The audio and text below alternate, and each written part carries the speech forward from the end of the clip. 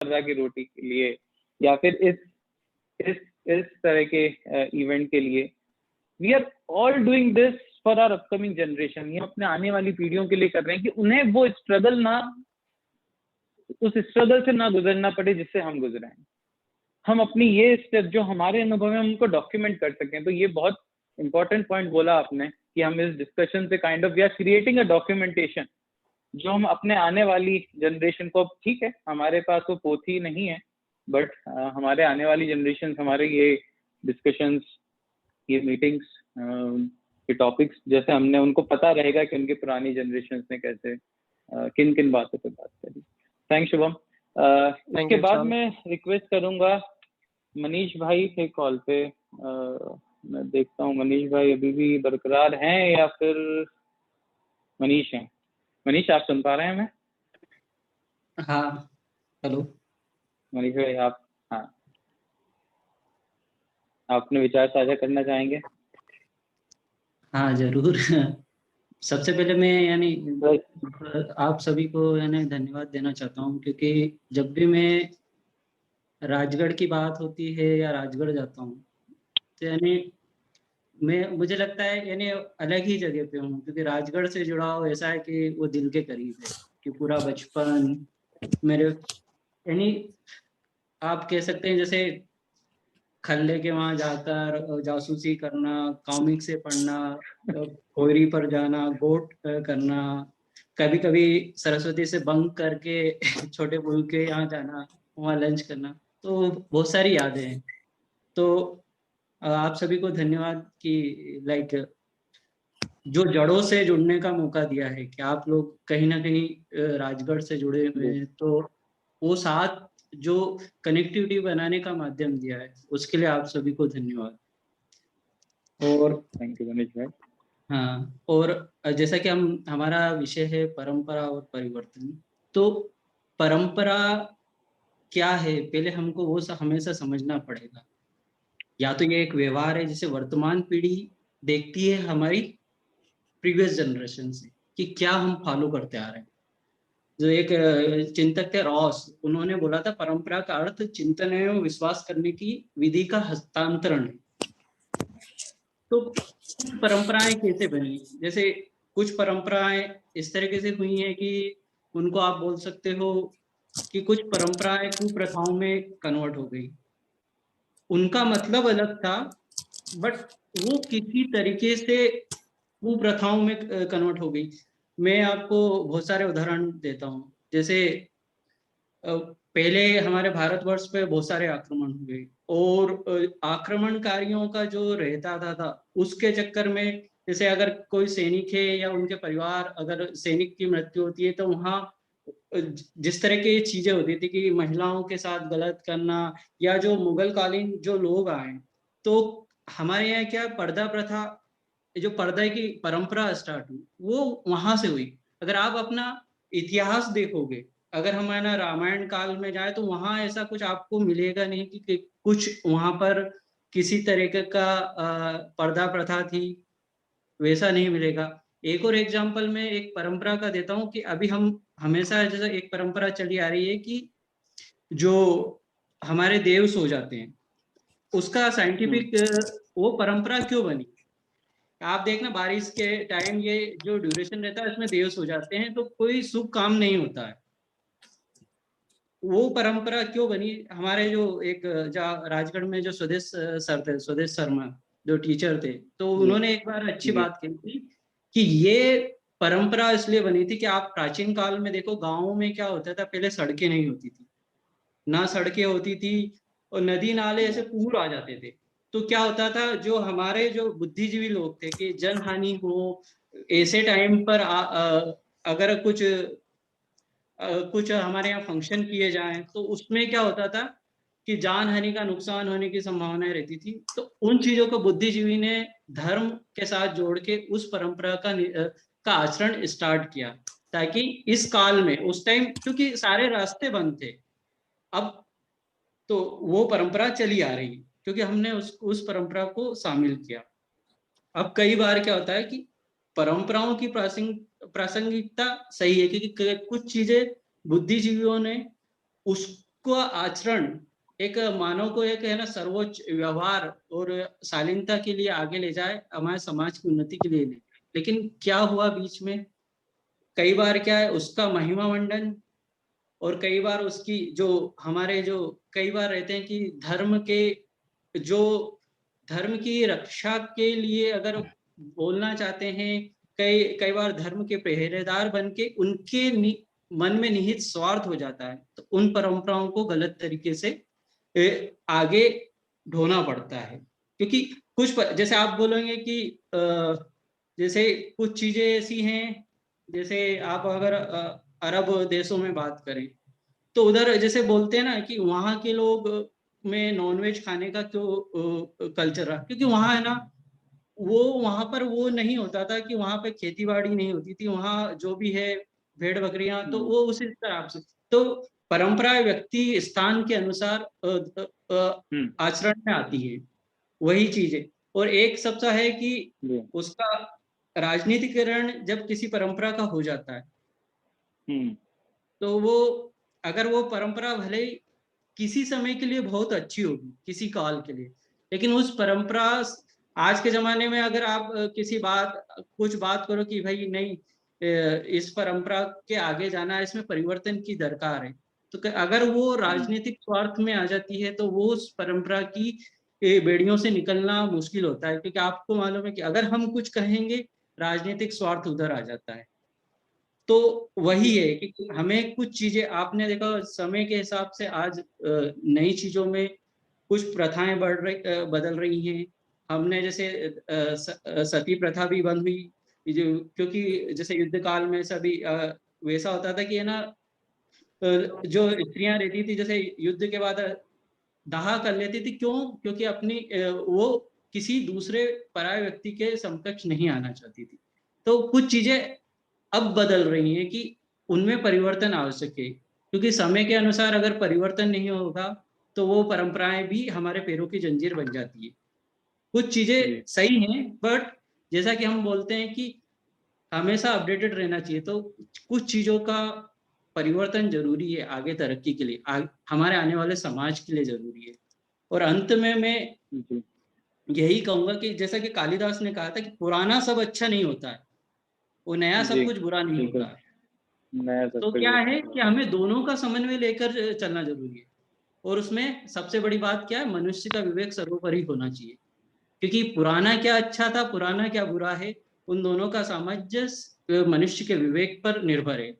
और ऐसे भगवान बुद्ध ने जो दिया था कि नाव नदी पार करने के लिए होती है, उसका उपयोग करो, पर कृतज्ञ भाव से उसका बोझ जीवन भर ढोते मत फिरो।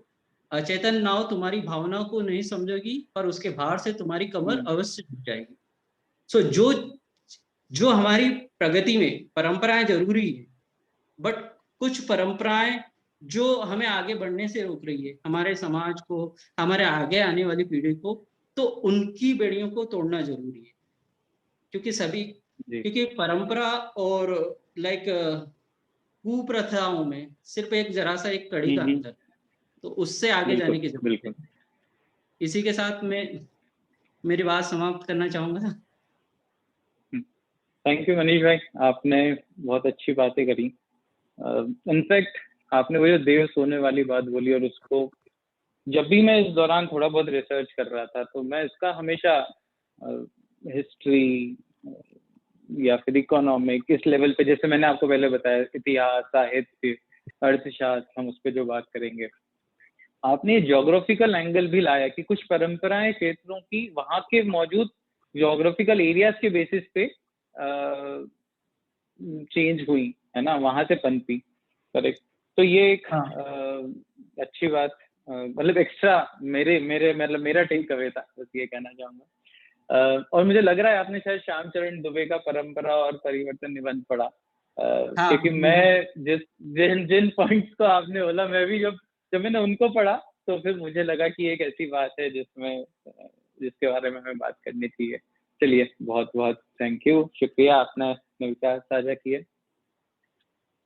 चलिए साथियों, हम आगे बढ़ते हैं।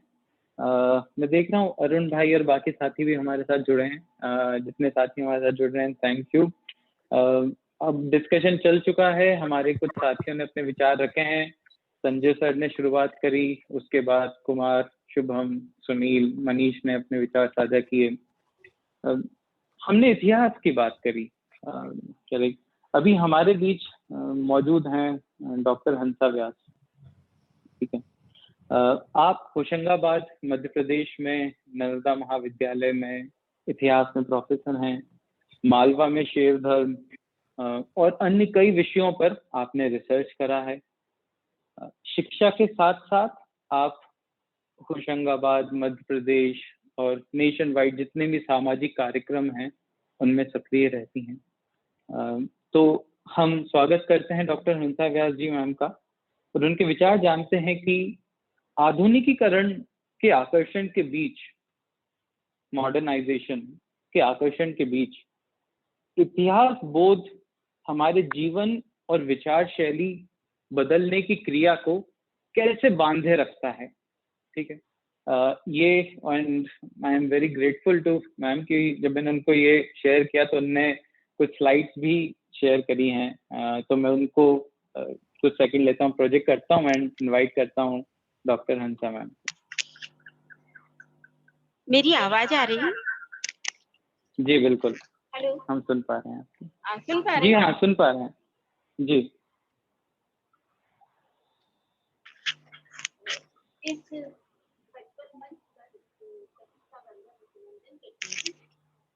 और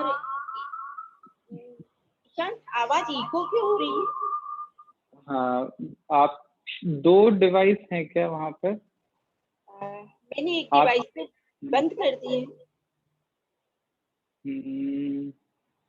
नहीं, रुकिए।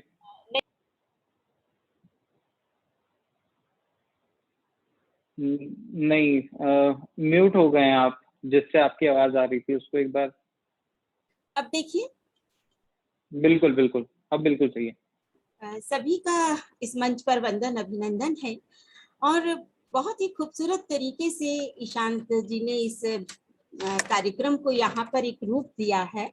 और अभी मुझसे पहले संजय सर, मनीष कुमार जी और शायद एक और किसी साथी ने यहाँ पर, सुनील जी ने बातचीत की थी, और उन सब ने बहुत ही महत्वपूर्ण बिंदुओं को उठाया।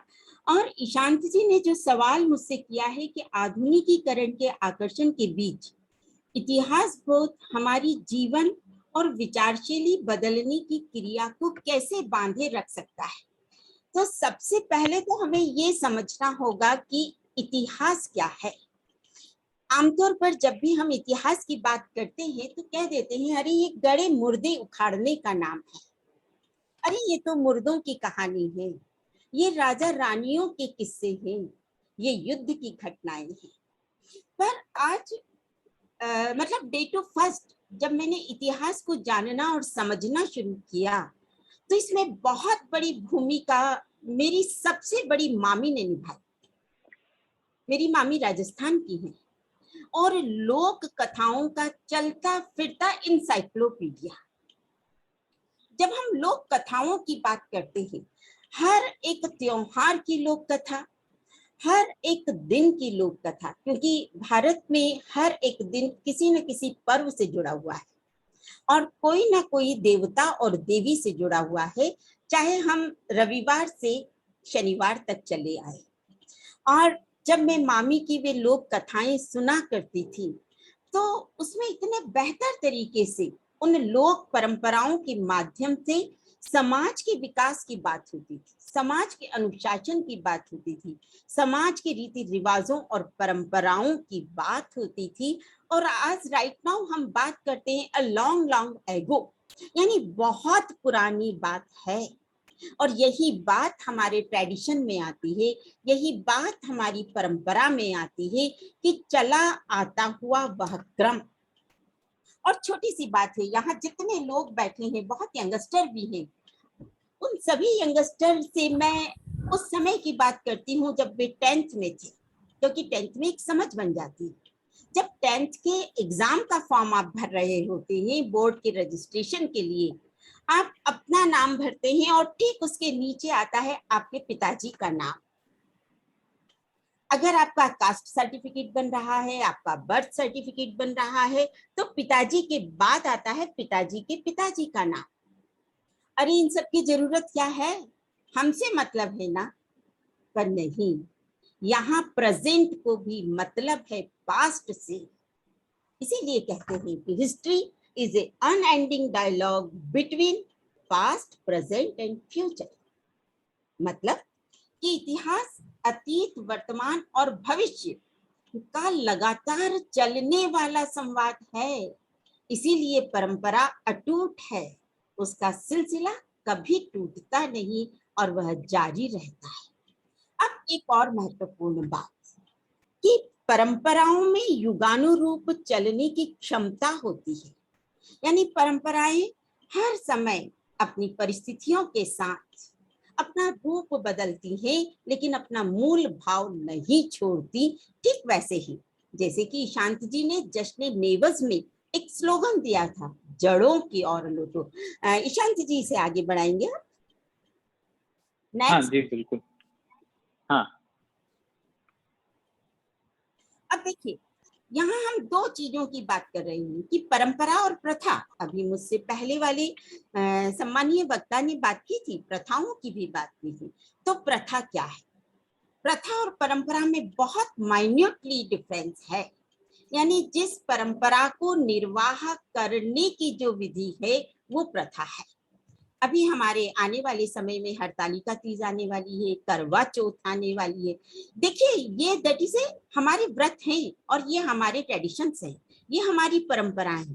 लेकिन इस परंपरा की पूजा करने की विधि आज तक नहीं बदली, ये हमारी प्रथा है। अब केवल चेंजेस क्या आया कि हमारी बेटियों ने उस धोती, जो एक हमारे यहाँ का बड़ा सम्मानजनक वेशभूषा है, उसकी जगह उन्होंने जीन्स, लेगिस, टॉप ये पहनना शुरू कर दी। पर एक बात बताइए कि क्या हमारी उस बेटी ने पूजा करना छोड़ दिया? क्या हमारी जीन्स टॉप पहनने वाली बिटिया ने मंत्रोच्चार करना छोड़ दिया या अपने माता पिता को प्रणाम करना छोड़ दिया? हाँ, अपवाद जरूर हैं और ये तो हर काल में हुए हैं। तब हम इतिहास को एक सड़ांध वाली बात क्यों कहें? हम इतिहास को निसंदेह जो कुछ बदलना है, बदलाव जरूरी है, क्योंकि बदलाव के बिना हम आगे नहीं बढ़ सकते। क्योंकि देखिए, जगह जगह बांध बांध कर नदियों के पानी में भी सड़ांध आ जाती है, क्योंकि नदियों को बहता हुआ प्रवाह चाहिए, तो परंपराओं को भी बहता हुआ प्रवाह चाहिए। हम इतिहास को पढ़ें, लेकिन अपने आज के नजरिए से पढ़ें। एक साथी ने बात कही थी कि हमारा बदलाव का नजरिया क्या हो। यहीं पर हमारी सवाल का जवाब भी है कि हमारे बदलाव के नजरिए के लिए सबसे पहली जरूरत है हमारे अपने विजन को बदलना, हमारे कॉन्सेप्ट को ब्रॉड करना, हमारी आइडियोलॉजी के साथ पॉजिटिव यानी सकारात्मक दृष्टिकोण बनाए रखना।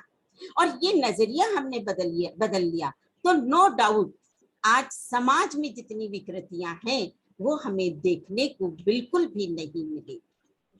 इतिहास के बारे में कई सारी बातें हैं जो हम फिर कभी करेंगे, क्योंकि आज बात इतिहास की नहीं है। लेकिन परंपरा का भी मूल तथ्य वही है जिसे हमें समझना चाहिए। और परंपरा के लिए एक व्यवहार है, एक विश्वास है। और मैं यदि बहुत सीधे सरल शब्दों में कहूँ तो परंपरा नॉलेज है, यानी हम उसे नॉलेज का एक फूलों का गुलदस्ता कह सकते हैं कि उसमें डिफरेंट डिफरेंट तरह के नॉलेज हमारे पास है, कई तरह के रंग हमारी परंपराओं में बिखरे हुए हैं। और यदि इन्हीं की बात आप करें तो आप वेदों को पढ़िए, आप उपनिषदों को पढ़िए, आप गीता को पढ़िए, आप महाभारत को पढ़िए। आप क्यों कृष्ण को केवल युद्ध के मैदान में अर्जुन को उपदेश देता हुआ देखते हैं? आप क्यों कृष्ण को मुस्कुराते हुए बांसुरी बजाते हुए देखना चाहते थे? आप कृष्ण को एक काउंसलर के रूप में भी तो देखिए कि वो कितना बेहतर तरीके से काउंसलिंग करते हैं। कंस इसको आपको कृष्ण को एक रणनीतिकार की तरह देखिए कि वह जीवन को जीने की पद्धति की रणनीति किस तरह बनाते हैं। तो हम ईशांत आगे बढ़ते हैं, इसी बात को थोड़ा सा और एक्सप्लेन करते हैं। अब देखिए यहाँ क्योंकि हमारी विवाह को लेकर बहुत सारे मतभेद चलते हैं और यंगस्टर में और पुरानी पीढ़ी में कई तरह के विचार विमर्श होते हैं। तो दोनों एक चीज है, विवाह हमारे यहाँ का एक बहुत बड़ा संस्कार है, पर उसको जिस तरीके से ऑर्गेनाइज किया जाता है, तो मैं बात करती हूँ पत्रिका छपवाने से लेकर। यहाँ पर पत्रिका में दोनों बच्चों के नाम होते हैं, बेटे के और उस बहू के भी जो हमारे घर में बिटिया बनकर आने वाली है, और उस बिटिया के जो किसी और घर में जाने वाली है। लेकिन उनके नामों के साथ देखिए कि क्या केवल उन दोनों का नाम होता है, क्या केवल उनके माता पिता का नाम होता है? माता पिता के साथ दादा दादी का नाम जुड़ा हुआ होता है, नाना नानी का नाम जुड़ा होता है, पूरा मामा मामी का परिवार उस पत्रिका में जगह पाता है, और पूरा दादा दादी का काका बाबा बुआ यानी पूरा का पूरा परिवार होता है। ये इतिहास है। अभी 3 दिन पहले की बात है, गुजरात के एक बंदे ने अपने पूरे परिवार की वंशावली बनाकर एक ऐप डाउनलोड कर दिया। पहले क्या था कि गंगा घाट के किनारे वो पंडित पन्ने खोलता था और हमारी पीढ़ी दर पीढ़ी उसके पास होती थी। आज हम एक बटन खोलें, हमारे सामने है, नॉलेज ट्रांसफर हो रहा है, वही है। तब हार्ड कॉपी में था, आज सॉफ्ट कॉपी में। विवाह करने की सप्तपदी आज तक नहीं बदली 21वीं सदी में भी। तब क्या बदला? क्या विवाह में वो जो शान शौकत और भव्यता दिखाई देती है वो बदली? जरा याद करिए पुराने राजा महाराजाओं के नहीं, सामंतों और जागीरदारों के विवाह को भी याद करिए। आप पढ़िए, उन जुलूसों के बारे में पढ़िए, जो बारात का प्रोसेशन निकला करता था।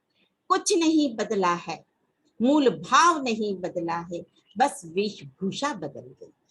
और वेशभूषा बदलने का मतलब है बदलाव, और उस बदलाव को हमें सकारात्मक नजरिए से देखना चाहिए। ये नहीं कि जीन्स टॉप हमारी बेटी ने पहन लिया और वही बेटी जब बहू बनकर आई तो उसने कहा नहीं साड़ी पहनो। जब हमारी बेटी जीन्स टॉप पहनकर और सूट पहनकर आती है और हम खुश होते हैं और हम कहते हैं कि वह अपने ससुराल में बहुत खुश है और आजाद है। दैट इज एक और पॉइंट उठा था सशक्तिकरण का। हमें यहाँ पर उस सशक्तिकरण की भी बात करनी चाहिए बच्चियों के लिए। आर्थिक रूप से वे सशक्त हैं, लेकिन जिन सामाजिक परंपराओं की बेड़ियों में वे जकड़ी हुई हैं, हमें उन सामाजिक परंपराओं को सकारात्मक तरीके से बदलना होगा और बदलाव हमें स्वीकार करना होगा।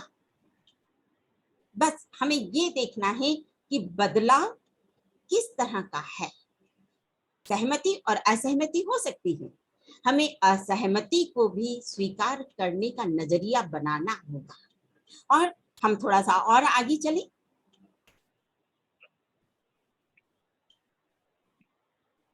जब इतिहास की बात की और ईशांत जी ने क्वेश्चन पूछा कि आधुनिकीकरण के दौर में इतिहास की तरीके से हम अपने विचारों में किस तरह से परिवर्तन करें। देखिए, मैंने जहां तक इतिहास को समझा है, इतिहास हमारी अपनी समझ का दायरा बढ़ाता है। यानी जब मैं अपनी माँ के साथ कार्तिक नहाने जाती थी, कार्तिक नहाना यानी हमारे भारतीय त्योहारों का एक बहुत बड़ा पर्व है और अभी आने वाला है। पूरे 1 महीने तक नदी पर स्नान करने की परंपरा है। केवल स्नान करने की परंपरा नहीं है, उस घाट पर सफाई करने की भी परंपरा है, दीपक लगाने की भी परंपरा है। और जब घाट से लौट कर आते हैं तो घाट के किनारे एक छोटा सा हिस्सा साफ करके उस पगडंडी पर दीपक लगाने की परंपरा है। वहां पर पत्थरों से एक छोटा सा मकान बनाने की परंपरा है। और उन सब के पीछे देखिए जबरदस्त थॉट और साइकोलॉजिकल थॉट प्रोसेस कैसे चलता है कि चूंकि वो अंधेरा है, सुबह 4 बजे से लोग जाते हैं तो उस पगडंडी पर रोशनी दिखाई देती है। उस जो बीच में पत्थर पड़े हैं, इस बहाने उनको किनारे पर कर दिया जाए और उसके साथ थॉट जोड़ दिया कि जैसा मकान बनाओगे वैसा मकान आपको जीवन में मिलेगा। और सच मानिए, मैंने अपनी माँ के साथ नदी के किनारे जैसा मकान बनाया। यहाँ ईशांत जी ने देखा है, यहाँ आर के व्यास जी भी जुड़े हैं, और वो मकान ठीक वैसा ही है जैसा मैं नीवज के किनारे बनाया करती थी। ये है अवचेतन मन का, जो मनीष कुमार जी ने कहा। बहुत ही खूबसूरत तरीके से उन्होंने अपने दार्शनिक अंदाज में वो बात कही कि हम परंपराओं रूपी नाव को अवचेतन मन में बोझा बनकर ना ले जाए।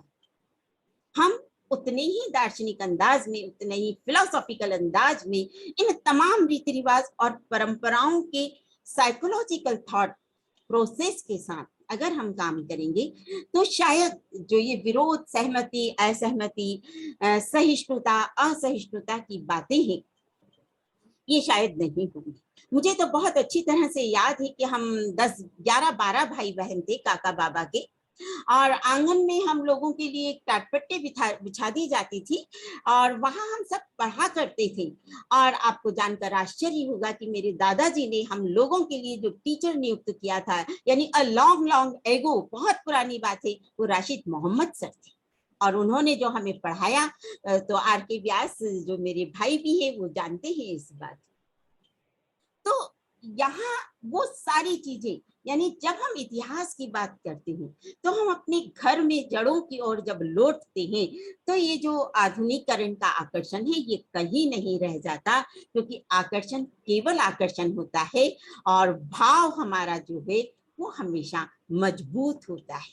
क्योंकि जब जब मैंने इतिहास पढ़ा, मैंने अपनी मामी का उदाहरण दिया था कि वहां हमें राजस्थान के लोक परंपराओं के दर्शन कराता है, और आपको हैरानी होगी उस लोक कथाओं में, यानी जितने मेरे साथ जुड़े हैं वे विजयदान देथा की फुलवारी जरूर पढ़े।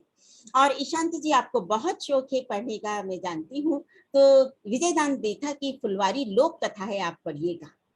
रंग बिरंगा संसार बसा हुआ है, वहां गाय है, वहां भैंसे हैं, वहां भेड़े हैं, वहां ऊंट है, उनको पालने के तरीके हैं, और ये सारी कहानियां लोक कथाओं में निहित है जो बहुत बचपन से मैंने सुनी।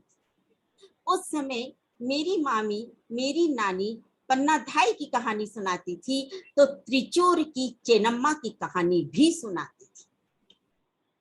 अब ये त्रिचूर की जो रानी चेन्नम्मा थी उसके लिए आज बड़ा हल्ला मचा हुआ है कि उसे कोई नहीं जानता।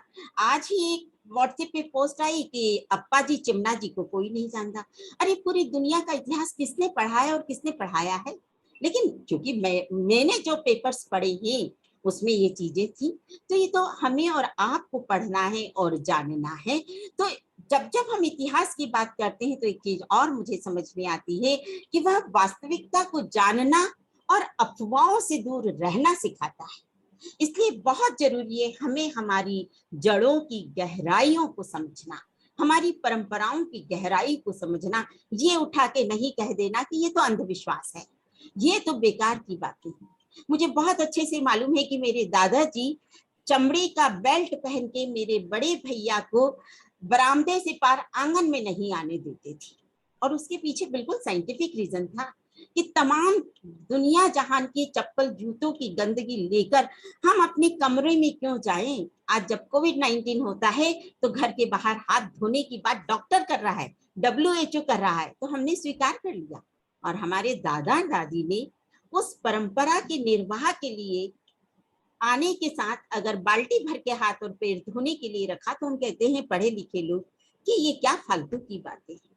तो हमें एक साइंटिफिक विजन के साथ अपनी परंपराओं को देखना होगा, अपनी परंपराओं को समझना होगा, तभी हम अफवाहों से दूर रह सकते हैं और आधुनिकीकरण के इस आकर्षण के बीच हम उन चीजों को समझ सकते हैं।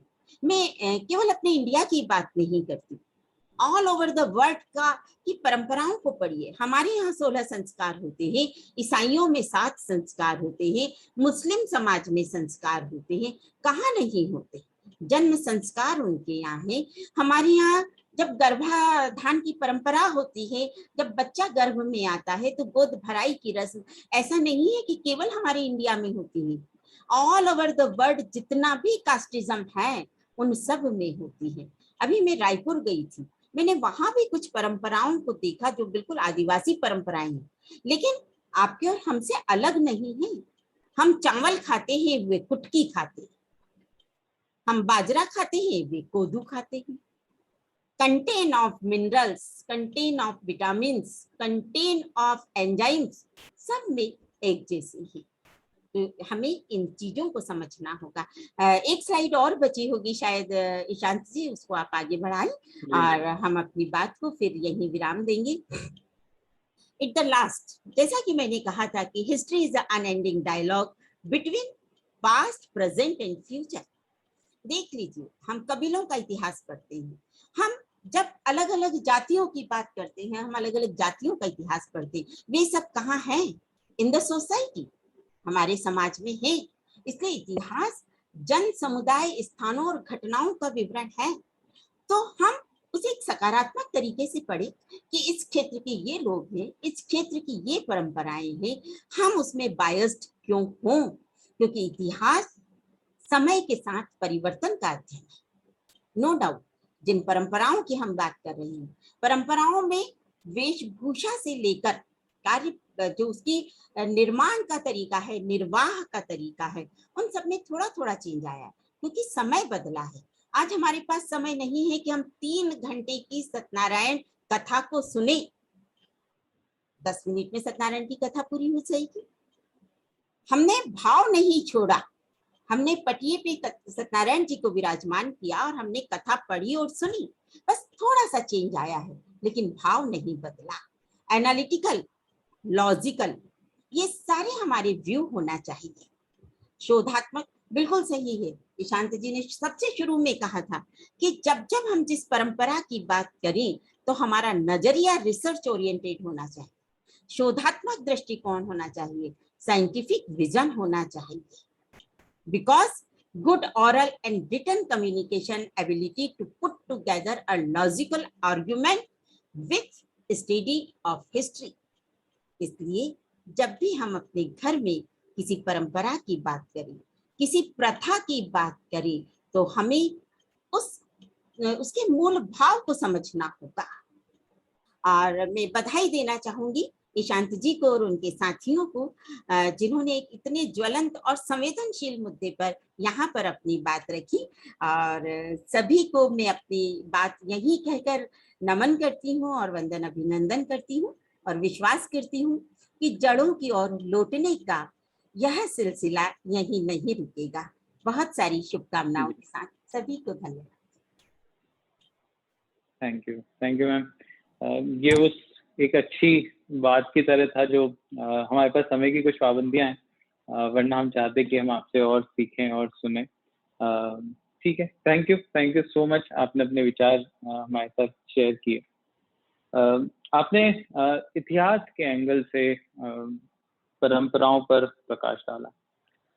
मैं अक्सर जब हम परंपरा या उसकी बात करते हैं तो जैसा अभी हम कह रहे थे कि सामाजिक या सांस्कृतिक परिवेश से जोड़कर हम इसको देखते हैं। इसका आर्थिक विकास पर क्या असर हो सकता है? इस एंगल से सोचने के लिए थोड़ा पढ़ना पड़ा, जानना पड़ा। तो इसी बात को आगे बढ़ाने के लिए मैं बुलाना चाहूंगा आदरणीय आभा आनंद मैम को। आप राजगढ़ महाविद्यालय में अर्थशास्त्र इकोनॉमिक्स विभाग में असिस्टेंट प्रोफेसर हैं। साहित्य और कृषि के क्षेत्र में आप विशेष रुचि रखते हैं। छात्र छात्राओं को पढ़ाने के साथ साथ आप मध्य प्रदेश में मसाला उद्योग की स्थिति के विकास का विश्लेषण भी कर रहे हैं। तो मैं उनसे जानना चाहूंगा कि विकसित और विकासशील देशों के आर्थिक विकास में दूरी है, ये हम सब सहमत करते हैं कि उसमें आर्थिक विकास में दूरी है, पर क्या यह वहां के उपलब्ध संसाधनों की वजह से ही है या आर्थिक विकास और परंपरा की कभी कोई सीधी टकराहट भी होती है? आभा आनंद मैम, आपका स्वागत है। I will hand it over to you.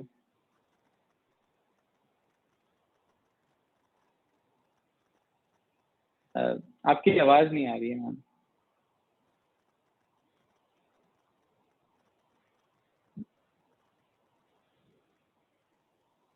अब आ रही है हमारी आवाज? जी हाँ, हम सुन पा रहे हैं आपको जी। हाँ, हम आज के इस वेबिनार का, जिसका विषय इतना प्रगतिशील है और आपने परंपरा परिवर्तन को उठाया है, सबसे पहले मैं बहुत सारे साधुवाद देना चाहती हूँ आपको इतनी युवा पीढ़ी है, युवा पीढ़ी को आप रिप्रेजेंट करते हैं, प्रतिनिधित्व करते हैं और इतना समसामयिक विषय को उठाया है आपने। ये बहुत आश्चर्यजनक बात है, हमारे लिए बहुत खुशी की बात है। हमने पहले भी आपको देखा है, आपने जश्न नेवस का जो कार्यक्रम किया था और उसमें आपने इतने बड़े आयोजन, भव्य आयोजन किए और बुद्धिजीवियों को बुलाया, हम जैसे आम लोगों को भी बुलाया था आपने। हमने भी उसमें सहभागिता दर्ज की, उपस्थिति दर्ज की थी और हम बहुत लाभान्वित हुए थे और हम बहुत हैरत में पड़ गए थे कि युवा पीढ़ी इस कदर संवेदनशील है अपने समाज के प्रति, आने वाले दिनों के बारे में, भविष्य के बारे में और अतीत से भी इतना प्रेम रखती है। ये बहुत हैरत मिश्रित आश्चर्य की बात है और खुशी का भी, ये खुशी का भी पहलू है। आज भी हमने देखा आपको कि आपने एक वेबिनार आयोजित किया है। आप भौतिक रूप से सभी लोगों के साथ नहीं हैं, फिर भी आपने सबको एक मंच पर लाने की ये जो कोशिश है, यह कोशिश, इस कोशिश को भी सलाम है। ये बहुत अच्छा है, सब लोग आपस में मिल रहे हैं, अपने विचारों का आदान प्रदान करते हैं। एक सुसंस्कृत समाज की ये पहली शर्त है कि हम अपने विचारों को एक साथ सुन सकें, असहमति को, विरोध को भी उतना ही सम्मान दे सकें, समझ सकें दूसरे की भावनाओं को। और ये साहित्य पढ़ने वाले, संस्कृति से प्रेम रखने वाले और समाज की तरफ उन्मुखी होने वाले, ये सब उनकी पहचान है।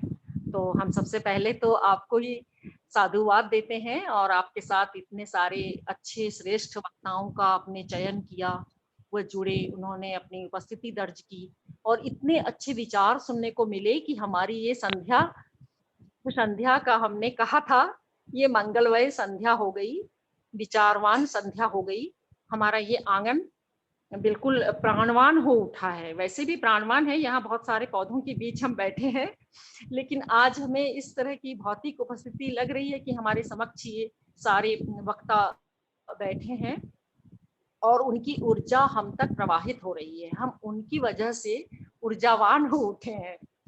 तो ये विचार जो आपके श्रेष्ठ वक्ता हैं, उनको भी मैं बहुत धन्यवाद देती हूँ और हम चाहते हैं, उम्मीद करेंगे कि आने वाले दिनों में भी आप ऐसे वेबिनार की श्रृंखला लेकर आएंगे और हम सभी लाभान्वित होंगे।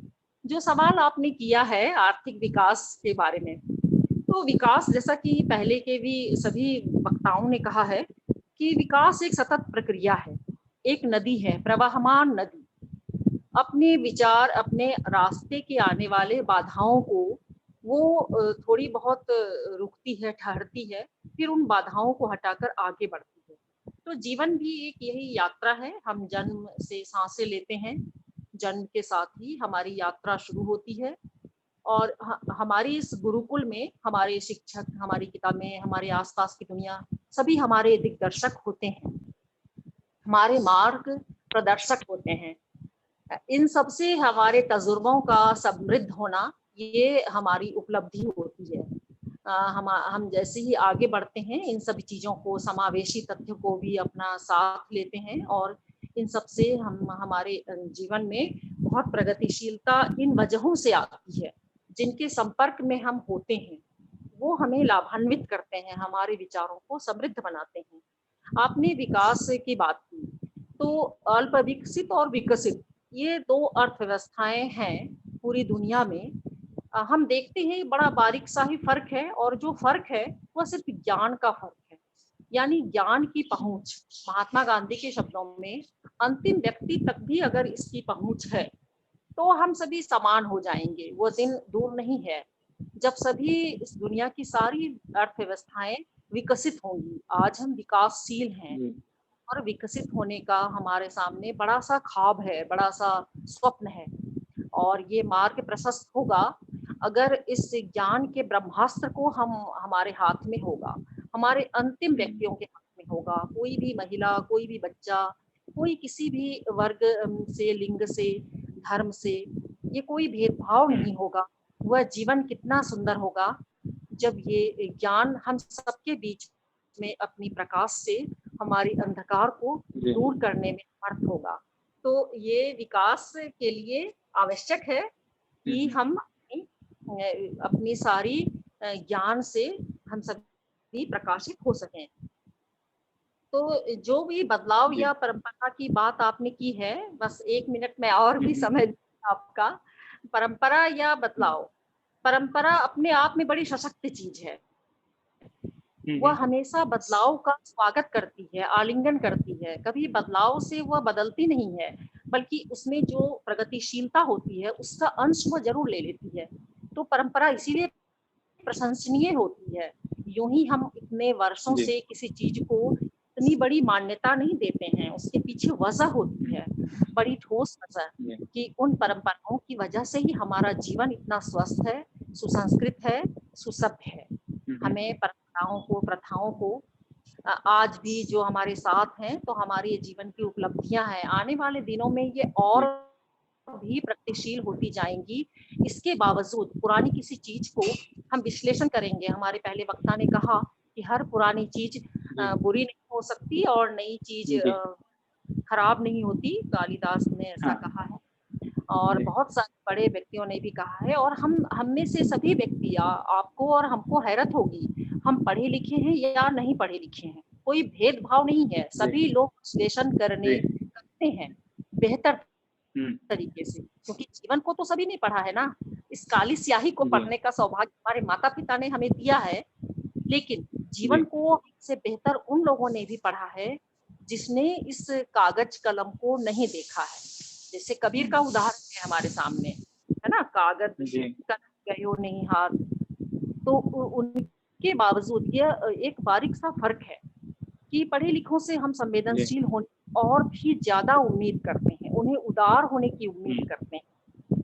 और ये बहुत बड़ी विशेषता है। इसकी वजह से हम आज प्रगति के इस पथ पर हैं और उम्मीद करते हैं ये हमारा पथ आगे भी प्रशस्त होता रहेगा। और जय हिंद, जय भारत कह के मैं अपने विचारों को विराम देना चाहती हूँ, क्योंकि मैं उनको सुनना भी चाहती हूँ। आपने बहुत अच्छे वक्ता का संकलन किया है और हम उनसे लाभान्वित होना चाहते हैं। उम्मीद है हमने आपके सवाल को सोचने की उसको बहुत कोशिश की होगी। ठीक है जी, बिल्कुल बिल्कुल। थैंक यू मैम, आपने अपने थॉट शेयर किए। मैं आपकी बात सुन रहा था, समझ रहा था, तो एक परसेप्शन जो मेरा था वो टूटा कि एक विकसित और विकासशील देश के बीच में अक्सर हम वहां पे मौजूद नेचुरल रिसोर्सेज को रीजन दे दिया करते थे कि वहां की मिट्टी उपजाऊ है, वहां पे समुद्र तट हैं। बट आपने जो ह्यूमन रिसोर्सेज वाली बात बोली कि कैसे हम उन नेचुरल रिसोर्सेज की एबेंडेंस को ह्यूमन रिसोर्सेज में कन्वर्ट कर सकते हैं, ज्ञान के थ्रू हम अपना विकास आगे बढ़ा सकते हैं, और तब आर्थिक विकास या उस अल्प विकसित और विकसित के जो विभाजन आपने किया, हम उस जर्नी में ज्यादा दूर नहीं रहेंगे। थैंक यू सो मच, आपने अपने विचार शेयर किए। अब अगला सेक्शन दोस्तों, साथियों, हमने इतिहास की बात करी, हमने अर्थशास्त्र की बात करी। एक चीज जो हर बार लोहा लेते आई है ऐसे डिस्कशंस में, वो है साहित्य और कला। उसकी बात पर मैं बताना चाहूंगा, हमारे साथ मौजूद हैं डॉक्टर मणिमोहन मेहता जी। आप गंज बासोदा में शासकीय गर्ल्स कॉलेज में इंग्लिश विभाग में प्रोफेसर हैं। आप हिंदी कविता के पटल पर अपनी एक अलग पहचान रखते हैं। आपकी कई किताबें प्रकाशित हुई हैं। हाल ही में भेड़ियों ने कहा शुभ रात्रि, मैं उस समय मौजूद था पुस्तक फेयर में, तो आप कई अंतर्राष्ट्रीय इंग्लिश और दूसरी भाषाओं की कविताओं का हिंदी में तर्जुमा करते हैं। तो मैं, क्योंकि साहित्य की बात निकली है, तो मैं हम लोग उनसे जानना चाहेंगे कि साहित्य और कला पर पश्चिमी प्रभाव रहा है, ये हमने देखा है, पर क्या इससे एक बौद्धिक वर्ग अपनी जड़ों से कटा? ठीक है, और साहित्य इस परंपरा और परिवर्तन के संघर्ष को कैसे देखता आया है, ये हम मणिमोहन मेहता सर से जानना चाहेंगे। Sir, over to you. Am I audible, Ishant? Am I audible? Yes, we are able to hear you. Okay. सबसे पहले तो मैं यहाँ इस आभासी पटल पर हमारे जो भी साथी उपस्थित हैं, मैं उन सबको प्रणाम करता हूं, अभिनंदन करता हूं। डॉक्टर हंसा व्यास जी है, अभी अभी आभा आनंद जी हमारे बीच थी, और इसके पहले स्वतंत्र सक्सेना जी और बहुत सारे युवा साथियों ने अपनी बात रखी। तो एक तो ये है कि मैं ईशांत को बधाई देना चाहूँगा इस चीज़ को शुरू करने के लिए, कि जो जश्न नेवज है, ये पिछले 2018 में भी मैं आमंत्रित था, ईशांत ने मुझे बुलाया था, लेकिन किन्हीं कारणों से मैं राजगढ़ उपस्थित नहीं हो पाया था। और चलिए इस बार इस तरह ऑनलाइन ही सही, लेकिन इसमें शामिल होने का मुझे अवसर मिला। तो एक तो इसका जो नाम है नेवज, जश्न नेवज, तो देखिए कि ये अपने आप में एक बहुत बड़ा मेटाफर है। परंपरा की जब हम बात करते हैं, परंपरा और परिवर्तन की बात करते हैं, तो नदी से बड़ा मेटाफर और कोई सा नहीं है। इसके पहले भी बहुत सारे साथियों ने भी इसका जिक्र किया, मैं शायद उसी को रिपीट कर रहा हूँ कि अब देखिए कि नेवज नदी कहाँ से निकलती है। सीहोर जिले से नेवज का उद्गम है शायद, है ना, और आपके राजगढ़ और ऐसे बहुत सारे कस्बों से होती हुई राजस्थान में जाती है, काली सिंध के साथ संगम होता है, और इसके बाद शायद चंबल में जाकर वो मिल जाती है ना। तो इतने सारे बीच के जो जगह हैं, गांव हैं, कस्बे हैं, उन सब से होकर गुजरती है। राजगढ़ एक सिंबल है, और मैं समझता हूं कि मैं ये बात अब यहाँ भी रखूंगा कि इस तरह से जो आयोजन है जश्न नेवज, तो जश्न बेतवा, जैसे हम लोग तो बेतवा के किनारे रहते हैं, हमारे जो नदी है जो हमारी आत्मा में बसी हुई है वो बेतवा है। तो मैं चाहूंगा कि हमारे यहाँ के भी जो युवा साथी हैं वो जश्न बेतवा करें, और उसमें यहाँ का जो साहित्य है, यहाँ का कल्चर है, यहाँ का इतिहास है, पुरा संपदा है जो बिखरी हुई है, उस सबको केंद्र में रखकर बात करें। और मैं समझता हूँ यही जो है आप लोग जो कर रहे हैं वहाँ राजगढ़ में बैठकर, तो ये आप जो है इसी परंपरा का अभिनंदन कर रहे हैं, इसी परंपरा का सम्मान कर रहे हैं, और उस परंपरा में जो चेंजेस हुए हैं उन पर बातचीत करते हुए भी आप उसी परंपरा का सम्मान कर रहे हैं। बहुत सारी बातें हो चुकी हैं, मैं उनको रिपीट नहीं करूंगा। हंसा जी ने इतिहास की दृष्टि से बात करी, आबानंद जी ने भी आर्थिक दृष्टि से इस पर बात करी, और बहुत अच्छे से खुलासा हुआ है। मैं कुछ दो चार चीजें थोड़ी सी मैं कहना चाहूंगा, और इसके बाद आपका जो मूल प्रश्न है उस पर आने की कोशिश करूंगा। तो एक तो जैसे परंपरा की जब हम बात करते हैं, तो आप देखिए कि परंपरा के भीतर ही ये दो घटक होते हैं, जिसे हम कहते हैं थीसिस और एंटीथीसिस। ये दोनों परंपरा के अंदर ही होते हैं, और इन दोनों के टकराव से जो, जिसे आप द्वंद्व कहते हैं, आपने अपने उसमें लिखा है द्वंद्व, तो ये जो द्वंद्व पैदा होता है, मैं कहता हूं कि ये द्वंद्व बहुत बहुत सकारात्मक अर्थ में इसे लेना चाहिए। ये बहुत पॉजिटिविटी वाला ये द्वंद्व है, या इस द्वंद्व से जो चीजें पैदा होती है, निकल कर आती है, वो बहुत पॉजिटिव अर्थ में उन्हें लेना चाहिए, क्योंकि वो नयापन की तरफ संकेत करती है, नवोन्मेष की तरफ करती हैं, और उसमें एक संभावना हमेशा बनी रहती है। और साथ ही साथ इसे एक पंक्ति में मैं कहूँ कि ये जो नयापन है, ये एक तरह से मृत्यु का निषेध भी है, मृत्यु का निषेध करती हैं। जैसे कि हम एक पेड़ का ही उदाहरण ले लें, मेटाफर ले लें, तो जब पतझड़ आता है तो पूरी तरह से हम देखते हैं कि पेड़ों की पत्तियां झड़ चुकी होती हैं, तो उस वक्त थोड़ी देर के लिए बहुत तात्कालिक रूप से हमें ऐसा लगता है कि ये कोई भारी नुकसान होने वाला है, लेकिन हम देखते हैं कि हमें भी नहीं मालूम होता है कि कब उस पेड़ में पत्तियां आ जाती हैं, कब उस पेड़ में फूल आ जाते हैं, कब उस पेड़ में फल आ जाते हैं। मैं इस वक्त जहाँ बैठा हुआ हूँ, मेरे ठीक सामने पास में एक आंवले का पेड़ है, गार्डन में लगा हुआ है मेरे, उसमें मुझे बड़ा आश्चर्य होता है कि आंवले उसमें खत्म होते हैं और कब उसमें नए आंवले आ जाते हैं। माने वो 6-8 दिन का जो गैप रहता है, उसी गैप में वो नया फल आ जाता है।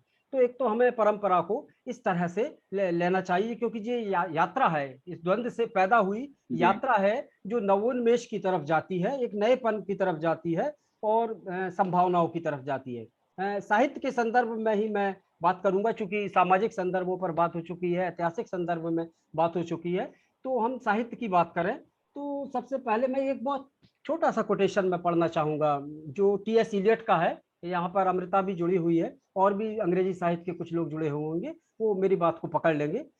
तो टी.एस. इलियट का एक बहुत चर्चित निबंध है जिसे उन्होंने कहा है ट्रेडिशन एंड इंडिविजुअल टैलेंट, जिसमें वो परंपरा और प्रतिभा की बात करते हैं बहुत गहरे अर्थ में जाकर। तो उसमें उन्होंने लिखा है कि tradition is not a dead one, ये कोई मरी हुई चीज, मरी हुई वस्तु नहीं है परंपरा। इट कंटिन्यूज, इसमें निरंतरता रहती है, जारी रहती है, and lives in the present, और वर्तमान में अस्तित्व रहता है इसका। इसके बाद उन्होंने एक बड़ी बात करी, हालांकि वो केवल कविता के संदर्भ में है, लेकिन हम उसे पूरे साहित्य के संदर्भ में भी देख सकते हैं।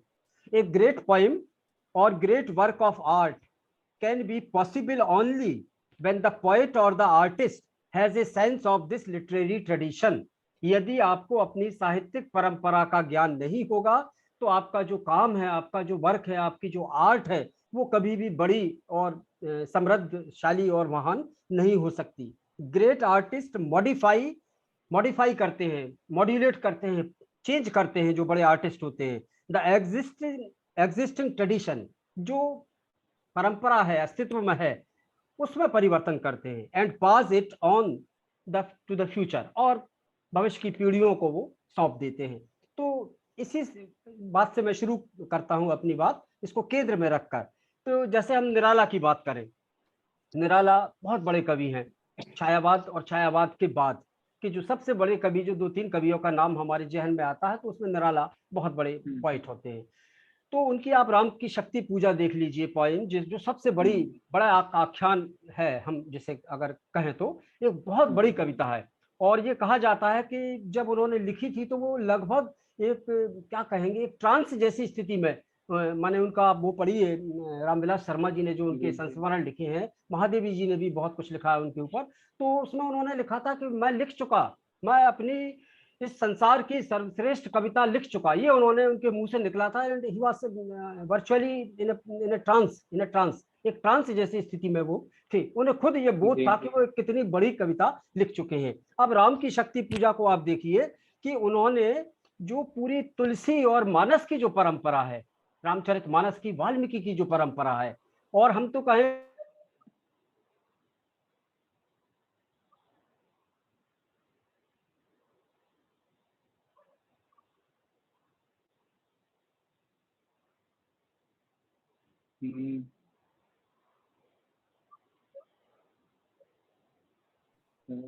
सर आपकी आवाज ऑडियो का प्रॉब्लम कर रहा है।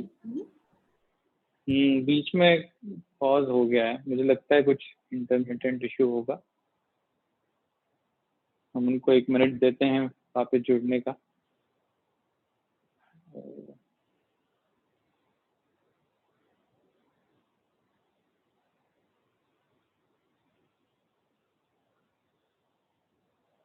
मैं उनको चैट में 1 मिनट,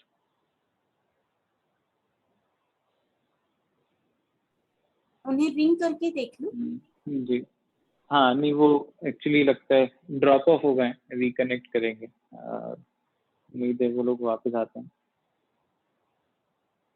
खैर, जब तक मणि मोहन सर वापस आते हैं, मुझे लगता है भाग गए। हेलो, आप, हेलो, हाँ सर आप हाँ अब आप कुछ गड़बड़, जी आप सुन, हाँ। तो उस पूरी राम कथा की जो परंपरा है, उसमें हम राम की शक्ति पूजा का जो कविता का यदि हम पाठ करें तो देखिए कि हमारे रोंगटे खड़े हो जाते हैं, उसे सुनते हुए भी, उसे पढ़ते हुए भी। जिस तरह से शिवमंगल सिंह को मैंने सुना है, शिवमंगल सिंह सुमन जी को, वो इवन निराला ये कहते थे कि मुझसे बेहतर पाठ जो है सुमन जी करते थे उस कविता का, राम की शक्ति पूजा का। तो उन्होंने जो पूरी राम कथा की जो परंपरा है और उसकी जो आध्यात्मिक चेतना है, उसको जिस तरह से आख्यान में बदल दिया इस कविता के अंदर, और उस आख्यान में उनका अपना भी है, उनकी अपनी आत्मकथा भी आपको दिखाई देती है, उनकी अपनी टूटन भी दिखाई देती है राम की शक्ति पूजा में, उनके अपने जो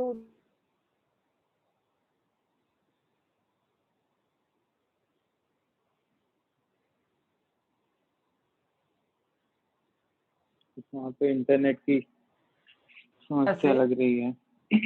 जी, आवाज आ रही है? अब बेहतर सुन पा रहे हैं। हाँ, अब सुन पा रहे हैं। बीच में 10 सेकंड के लिए थोड़ा सा लैग था, बट अब सुन पा रहे हैं। Okay, thank you. तो आप इसी तरह से हम मिथक को देख लीजिए। मिथ हैं हमारे, मतलब मिथक की बात, हम अपने भारतीय मिथ की बात में कर रहा हूँ, अदरवाइज देखिए तो ग्रीको रोमन, ग्रीक के मिथ हैं, रोमन मिथ है, तमाम दुनिया के तमाम देशों के अपने मिथक और माइथोलॉजीज हैं। तो उन मिथकों के संदर्भ में भी हम बात करें तो आप देखेंगे कि हजारी प्रसाद द्विवेदी की जो बाणभट्ट की आत्मकथा है, कादम्बरी है, खुद रविंद्रनाथ टैगोर ने कालिदास से बहुत कुछ लिया है और एक तरह से कहें तो पुनर्नवा उनको किया है। और मेघदूतम का तो उन्होंने ट्रांसलेशन ही किया था टैगोर ने। तो हमारी ये जो परंपराओं से जो चल के चीजें आ रही हैं, जो घटक तत्व चल के आ रहे हैं, ये बहुत बीज रूप में है हमारे लिए, और इनसे ही दरख्त बनते हैं, इन्हीं से पेड़ बनते हैं, इन्हीं से फल आते हैं। इसी तरह से आप महाभारत को देख लीजिए, व्यास की जो परंपरा है, महाभारत का जो परंपरा, महाभारत तो परंपरा का ही महाकाव्य है, लेकिन आप देखेंगे कि उस परंपरा से निकल कर कितनी सारी कृतियां आज आपके सामने हैं, बहुत सारी हजारों कृतियां हैं, जिसके कुछ तो हम लगभग सारे लोगों ने पढ़ा होगा।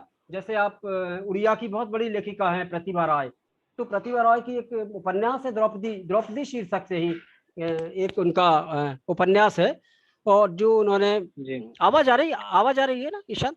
हाँ हाँ बिल्कुल बिल्कुल हाँ। बिल्कुल सुन पा रहे हैं जी। तो वो एक मनोविश्लेषण जो उन्होंने उस चरित्र का किया है, मनोगत भाव लेकर, जो मनोभाव पकड़कर उन्होंने एक जो साइको एनालिसिस की तरह द्रौपदी का किया है। और इसके बाद आप आगे आए तो जिस तरह से कल्पना के मिथ के साथ होता है कि उसमें कल्पना होती है, उसमें दृष्टि होती है, और उसमें समय का बोध भी होता है। तो जब एक नया लेखक आज की डेट में भी अगर आप कोई लिख रहे हैं, है ना, ऐसा नहीं है कि वो महाभारत की जो कथाएं हैं, मिथक हैं, क्षेपक कथाएं हैं, वो सब खत्म हो गई हैं। आज भी अगर आप लिखते हैं उनको अपनी दृष्टि से आप उसमें लिखते हैं, और उसमें यदि आप आज के समय को समावेश करते हैं, कालखंड को समावेश करते हैं, और उसमें अगर यदि आपका समय उसमें बोलता है, आपके समय का बोध उसके अंदर रेखांकित होता है, तो आप वही परंपरा, व्यास की परंपरा को ही आगे साहित्य में बढ़ा रहे होते हैं।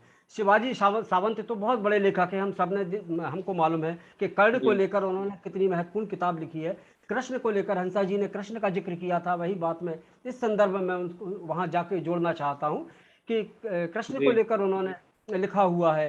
तो हम वहां से प्रेरणा ले सकते हैं, लेना ही चाहिए, क्योंकि जैसे इलियट ने भी कहा था कि होरेस से लेकर और आज तक जो लोग लिख रहे हैं वो सब एक परंपरा में है। इसलिए जब हम साहित्य की बात करते हैं तो वहां थोड़ा सा एक हमारा परिवार और ज्यादा बड़ा हो जाता है। राजनीतिक रूप से हमारे पाकिस्तान के साथ कैसी भी खराब स्थितियां हों, हमारे डिप्लोमेटिक संबंध कैसे भी हों, लेकिन अगर ईशांत को जॉन एलिया अच्छा लगता है तो लगता है, वो उसका पाठ लगातार करता रहता है यूट्यूब पर, है ना। परवीन शाकिर वहाँ की बड़ी लेखिका हैं, फैज हैं, है ना। तो मंटो कितना बड़ा लेखक हुआ है, मतलब जो है पाकिस्तान के अंदर, है ना। तो ये तमाम, तो यहाँ की जो बिरादरी है, जब हम साहित्य की बात करते हैं और साहित्य के ट्रेडिशन की बात करते हैं, तो हमें पूरे वैश्विक स्तर पर उस परंपरा को समझना होगा, वैश्विक स्तर पर ही उस परंपरा को लेना होगा। भले ही कई बार हमारे यहाँ थोड़ी सी ड्रॉबैक ये है कि हम लोगों के यहाँ अनुवाद के माध्यम से हम विदेशी साहित्य बहुत सारा हमारे यहाँ आया है।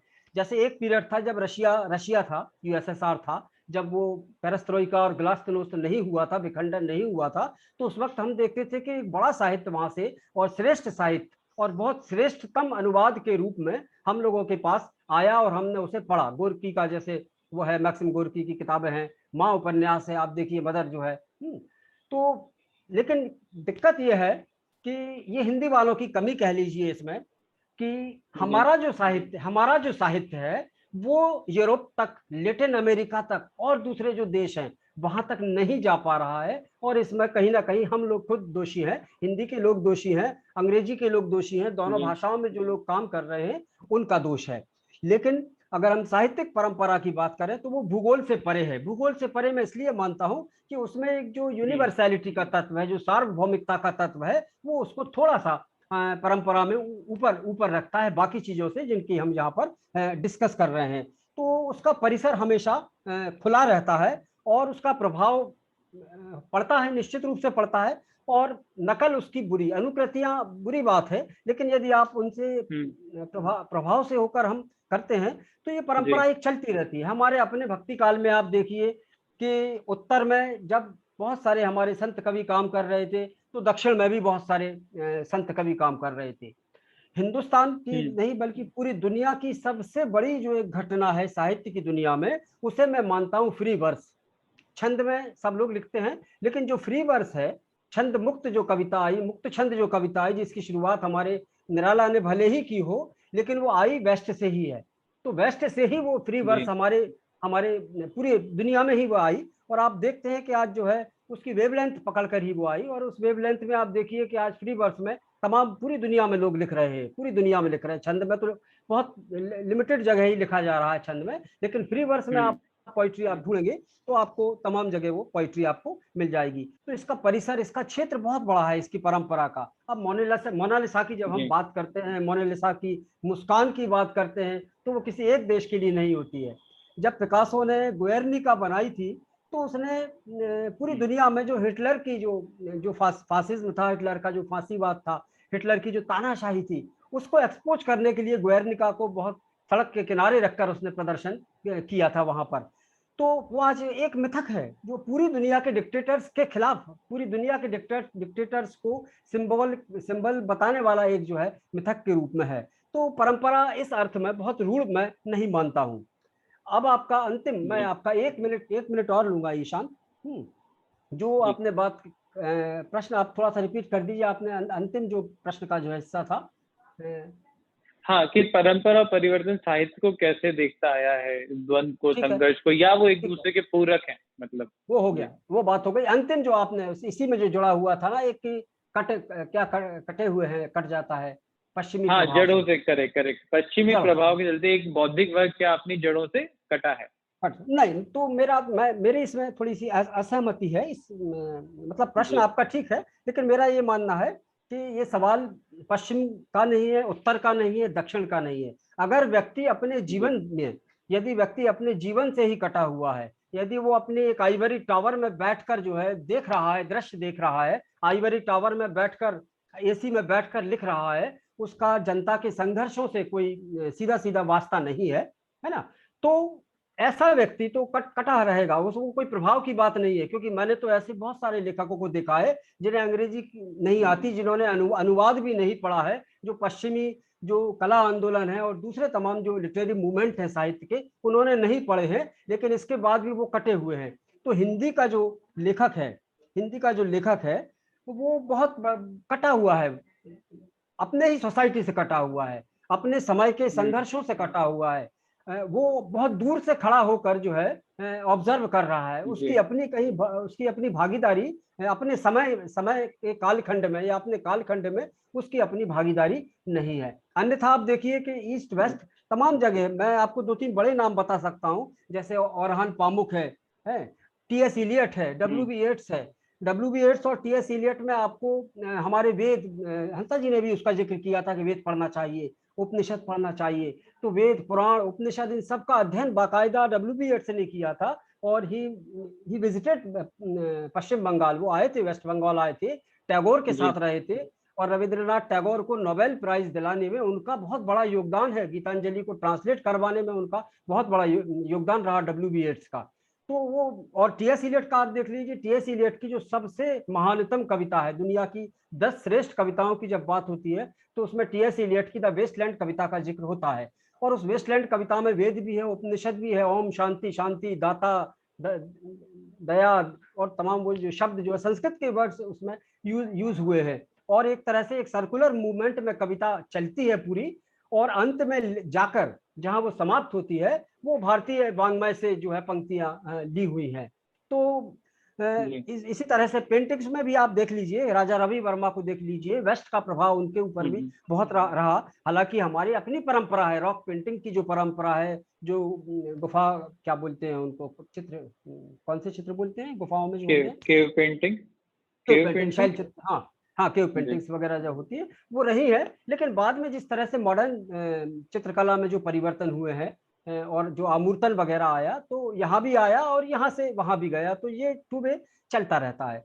लेकिन बस यही है कि अनुवाद के माध्यम से हमारी अपनी जो परंपरा है, हमारी अपनी जो सांस्कृतिक और साहित्यिक परंपरा है, खासतौर से साहित्यिक परंपरा है, वो जिस अंश में, जिस पैमाने पर, तादाद में वहां तक पहुंचना चाहिए, हम अपने बड़े लेखकों के अनुवाद करके वेस्ट तक नहीं पहुंचा पा रहे हैं। तो एक तरह से वन वे ट्रैफिक जैसा अनुवाद के क्षेत्र में है। तो इसको दूर करने की जरूरत है हम लोगों को, और इस पर सभी लोगों को विचार करना चाहिए। और मैं आभार भी व्यक्त करता हूं आप सबका कि आपने इतने धैर्य से सुना और मुझे अवसर दिया। और ये जरूर मैं चाहूंगा कि आगे जब इसी का कोई प्रोग्राम हो तो कविता, मतलब एक पोइट को आप जो है व्याख्यान के लिए बुला रहे हैं, इससे मतलब मुझे तो कविता पढ़ने में मजा आता है। तो आगे कभी इसका प्रोग्राम हो तो कभी कविता जरूर पढ़ूंगा मैं। आप आज तो जो टूटा फूटा था तो मैंने बोल दिया। और आभार, आप सबका आभार जी। Thank you so much sir. आपने बहुत सारी और बहुत अच्छी बातें करी। अब ये मैं मतलब मेरा रुझान साहित्य की तरफ अक्सर इसीलिए होता है कि बाकी सारी चीजें आपको डॉट्स दे देती हैं और साहित्य उनको कनेक्ट कर देता है। कनेक्टिंग द डॉट्स वाली बात, तो वो हुआ मेरे साथ। कोइंसिडेंस बोलूं, आपने जॉन इलिया की बात करी, हम नदियों की बात कर रहे हैं। जॉन इलिया अमरोहा इंडिया के जो शहर है वहां से पाकिस्तान गए। वो वहां जाके उन्होंने ये शेर लिखा था कि इस समंदर पे तशनाकाम हूं मैं, बान तुम अब भी बह रही हो क्या। बान वहां अमरोहा में बहने वाली नदी का नाम है। तो वो एक परंपरा उनके साथ, वो एक नदी के प्रति लगाव, वो उनके साथ पार्टीशन का दुख पार करके वहां तक गया। तो अब मतलब मैं उसी बात से सब जितना भी सब लोगों ने कहा, we are right on time.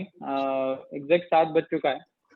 एक सवाल है जो थोड़ा सा अनआंसर्ड है, परंपराओं में आजादी जो कुमार शुभम ने शुरुआत में पूछा था। क्विकली 1 या 2 मिनट में मणिमोहन सर, हंसा मैम, आभा मैम या एनीवन ऑन द ग्रुप, क्या उस पर कुछ यदि आप पॉइंट रखें परंपरा और आजादी में, correct. And if there is anything else, कोई और कॉल पे यदि कोई क्वेश्चन है तो प्लीज हमारे साथ चैट पे शेयर करें, हम उनको लेते हैं। आई नो मैंने 7 बजे तक का टाइम कमिट किया था। तो परंपरा और आजादी पे एक बार बात करते हैं, फिर इस डिस्कशन को विराम देंगे। हेलो ईशान, आवाज आ रही है? जी बिल्कुल आ रही है। सबसे पहले तो हमें परंपराओं और आजादी के बारे में ये देखना होगा कि हम किस तरह की परंपराओं से आजादी पाना चाहते हैं। मतलब क्या हम अपने घर की वे परंपराएं जो पीढ़ी दर पीढ़ी ट्रांसफर हो रही हैं उनसे आजादी चाहते हैं? तो हम एक टोटल इन ऑल अगर हम अपने उन स्पिरिचुअल्स की रीति रिवाजों और परंपराओं की बात कर रहे हैं तो ऑलमोस्ट हमारे घर के बुजुर्गों ने अब अपनी इस पीढ़ी को उतना अधिकार तो दिया है कि वो अपनी तरीके से उन त्योहारों और परंपराओं का निर्वाह करे। बस मुद्दा ये है कि परंपराओं को जब हम मनाएं तो उसकी गरिमा और उसका भाव बना रहे। आज हम अभी देखें यानी राखी के समय ही कि एक तो कोविड-19 का दौर था। इस कोविड-19 के दौर में जो नहीं आ पाए उन लोगों ने भी राखी बाय पोस्ट भेजी, यानी वो परंपरा का निर्वाह तो है। तमाम जितने त्योहार हमारे होते हैं, जितने व्रत उपवास होते हैं, उसके लिए अब उतना हार्ड एंड फास्ट हमारे बुजुर्गों ने भी अब हमें उतना दे दिया है। व्रत और उपवास के पीछे केवल एक ही कॉन्सेप्ट था कि हम अपने सेल्फ स्टीम को और स्ट्रॉन्ग कर सके, हम अपनी विल पावर को स्ट्रॉन्ग कर सके। बिकॉज जीवन जीने के लिए जो एक इम्पॉर्टेंट चीज होती है वो होता है डिसिप्लिन, और व्रत और उपवास जो है वो डिसिप्लिन की पहली सीढ़ी है। और यदि हमने उसके भाव को समझ लिया तो इट्स नॉट नेसेसरी कि हम उतने कठिन व्रत और उपवास करें परंपराओं के नाम पर। तो मुझे लगता है कि जहाँ शिक्षा की कमी है वहां शायद ये चीजें होंगी। इंटीरियर एरियाज में हो सकता है कि ये सारी बातें हों, लेकिन अभी कोविड-19 ने तो ये कर दिया है कि जो गांवों के पास जुड़ा हुआ शहर है वहां लोग माइग्रेट होकर आ गए। मैं अपने होशंगाबाद में ही देखती हूँ कि अचानक पॉपुलेशन बढ़ी और जब सर्वे किया तो यही पता चला। तो हमें शिक्षित करना होगा, हमें जागरूक करना होगा कि वे परंपराएं जिसकी वजह से शारीरिक रूप से हमें यहाँ बीमारियां हो जाती हैं, वे परंपराएं जो मनुष्य को शारीरिक रूप से कमजोर कर देती हैं। आमतौर पर परंपराओं का निर्वाह की जिम्मेदारी अभी भी भारत में महिलाओं पर है, फिर चाहे वह माँ हो, चाहे पत्नी हो, चाहे बेटी हो या बहू हो। तो बस ये चीजों को मुझे लगता है कि अगर हमारे यहाँ शिक्षा का प्रतिशत बढ़ेगा तो वे परंपराएं जिन्हें हम कुरीति कहते हैं, है ना, आमतौर पर अब दहेज प्रथा जैसी परंपरा को धीरे धीरे लोग समझने लगे हैं। तो इस दहेज प्रथा जैसी परंपरा के लिए यंगस्टर जो लड़के हैं स्पेशली उन्हें आगे आना होगा, क्योंकि आज भी महिलाओं का विरोध इस मुद्दे को लेकर बहुत नहीं सुना जाता है और दबा दिया जाता है कि तुम नहीं समझती हो। तो परंपराओं से आजादी के लिए आप म्यूट हो गए हैं किसी इस मुद्दे पर बातचीत करने के लिए। जी okay, thank you ma'am. I know हम 4 मिनट हमने जो प्लान था, मुझे पता नहीं कि आप में से कितने लोग आने वाले 2 मिनट और कंटिन्यू कर पाएंगे, but I open the forum for anyone जो भी कॉल पर हैं, इस डिस्कशन से हमारे साथ जुड़े हैं। क्या हमारे पास कोई ऐसा सवाल है आप हमारे साथ चैट पे शेयर करें या फिर अपने आप को अनम्यूट करके पूछ सकते हैं,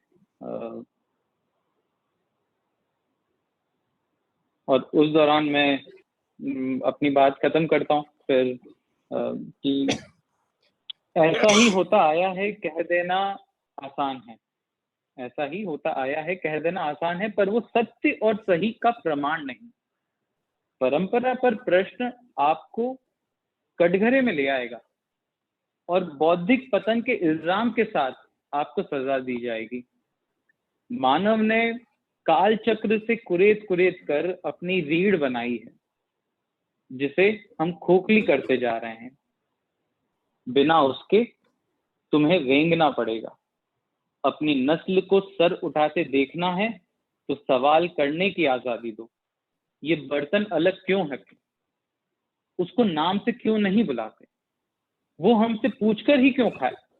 इस देश को चाहते हो तो साबित क्यों करना। सवाल करने वालों को हमने पागल, उद्दंड, गैर संस्कारी, गैर मजहबी और देशद्रोही समझा है, लेकिन वास्तविकता में दुनिया उन्हीं ने बदली है। इस बात के साथ मैं यहाँ पे जितने लोग हमारे साथ जुड़े, बीच में एक टाइम था लगभग 26 लोग थे, कुछ आए गए, ड्रॉप हुए इंटरनेट की दिक्कत के चलते, but thank you so much.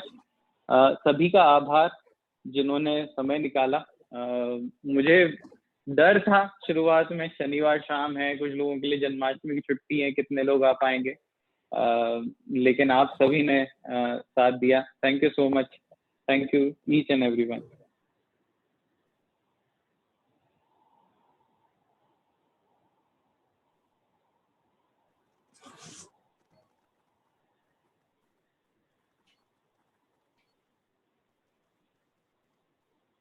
Okay, thank you, Ishant, and congratulations for this.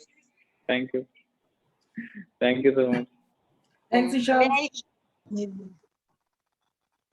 Guruji, thank you. Bye. Very good initiative, and I enjoyed a lot. Thanks for organizing all such stuffs, है ना, and future में भी बिल्कुल करता रहे भाई, है ना। Congrats. जी बिल्कुल, thank you. Congratulations बेटा।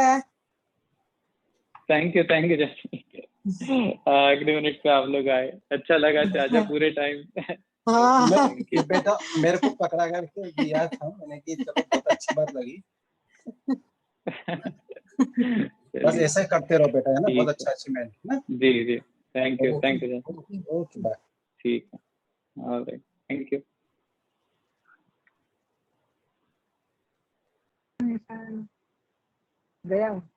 Congratulations, Ishan. Ani. जी थैंक यू यार पूरा अच्छा, बहुत बढ़िया, शानदार। हाँ नहीं अच्छा था, अच्छा लगा सब लोग आए।